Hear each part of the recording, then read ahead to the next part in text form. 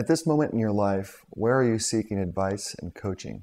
Once you kind of move beyond what is, say, normal, you can't necessarily rely on the typical career development advice from people who've been, say, in a field for a while or in an industry for a while. And so you have to kind of, I think, find other references, other referent ways of changing. And so I increasingly look across fields.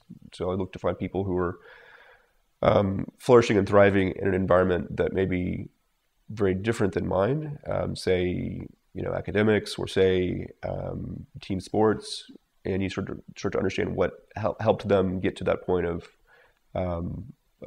mastery, and starting to recreate that in my life. And so you have to kind of abstract away from the immediate kind of, say, details and find people who've lived in analogous kind of situations but may not be in your field. And that means being able to identify them and then create relationships where they may not readily be.